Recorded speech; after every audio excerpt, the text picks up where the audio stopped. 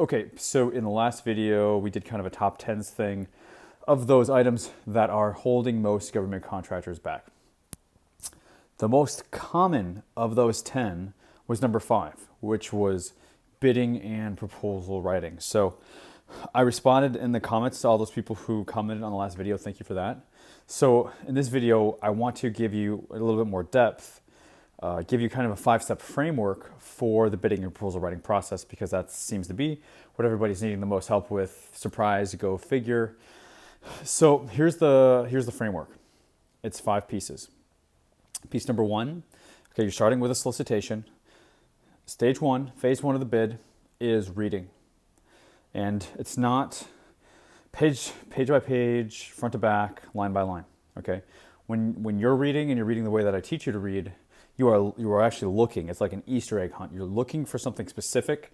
You're extracting key information from the solicitation. If it's at the early stages, it's to make a bid, no bid. That's the purposes of reading. But once you do that and you decide to go all in, now you're reading to identify the information that's going to be pertinent to your proposal that you're going to actually put into your response.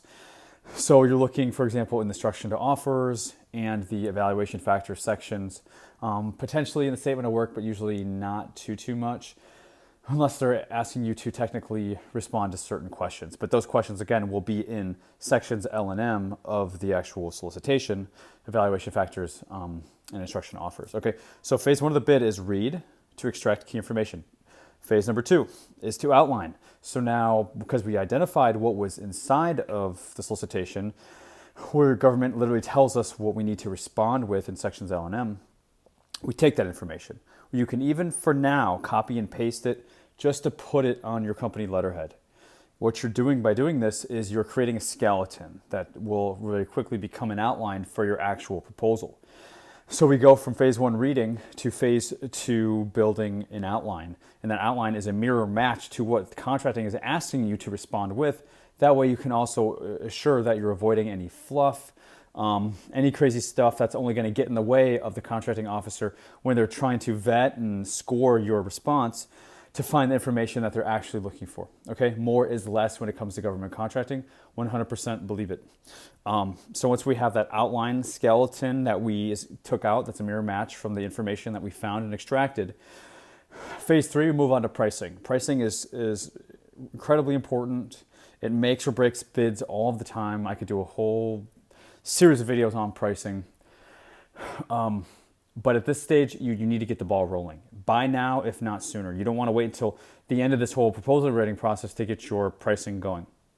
Things could happen with your pricing, worst case scenario, so that you don't even want to move forward with the bid, right? But if you are, for example, using the legal middleman method, you got to get your teaming partners, subcontractors at first working on that on the ball. That way they can provide you feedback, submit RFIs to contracting, all that sort of stuff. If you have questions, if you need more information for them to price so that you can put your pricing on top of it, you need to get that going. Along with, if you have any questions, like if contracting is giving you Excel spreadsheets to fill out, pricing cleanse, you need to make sure it's matching. Maybe they made a mistake. Okay, so we need to get this started sooner than later.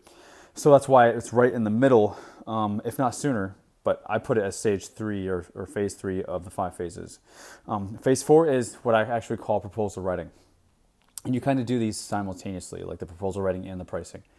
So with proposal writing, now you're not starting with a blank sheet of paper. Now you're starting with an outline, and you know that you have confidence in this. You're not saying, geez, what do I write in this government proposal? You're like, okay, I have finite sections that I need to fill out. So, for example, if you have a library built, you can start plugging and chugging. So, for example, if they're asking for a staffing plan, quality control plan, contract management plan, resumes, okay.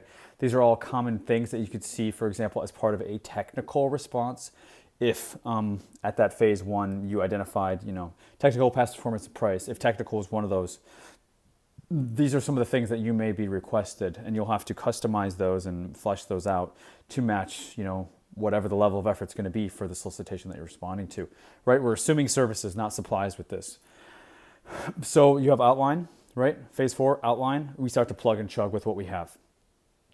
And then also if you're working with a subcontractor or subcontractors, you're also getting their information, right? So their resumes If they're asking you a question, to do a 3-page narrative of how are you going to do this or put together a timeline, okay, you're getting that information from them. So also during the proposal writing stage, your partner, your teaming partner, who ultimately becomes your teaming partner, is going to help you, provide you the information, because as you're managing the contract, your job is to govern, to manage, to deliver, to quality control, to communicate, right? To keep things on time, to keep things on budget. If you're legal middlemaning, that is your job as you're basically like a GC in terms of construction, but you're like a GC of services in this context. So you're plugging and chugging, and then you're also filling out all of the government forms. Okay, so that's phase 4. Then phase five is I group a couple things in here, but you're doing a review or a red team review. You're submitting to contracting your offer via email, and then you're requesting feedback or for a proposal debrief, depending on what type of the response was, if it was RFP or RFQ, right? So the final phase, you're reviewing it, okay, making sure you could do some sort of compliance matrix where you actually write down the page numbers of everything in your proposal that they've asked for. That way it's easy to find and that is there, you didn't miss anything. Then you're also writing a short email to contracting saying, please find our attachments attached, however many attachments it is. And then also, very important, please confirm receipt. If they're not confirming receipt within the hour, I'm calling them because I want to make sure that that Q&A deadline is not going to preclude me if there was email issues. And then again, we're requesting feedback or a debrief, whether we win or we don't, because we want to make sure we keep getting better, meaning we want to know what was good and we want to know what was not so good so we can beef it up next time. That way we keep improving. So those are the 5 phases of the bid. Might want to rewind this, take notes, whatever. I expand more on these 5 phases in our book, but I highly recommend my free training, our masterclass. I will have that down below. I recommend it for everybody. And I know a lot of you guys, because we have 36,000 subs on YouTube alone.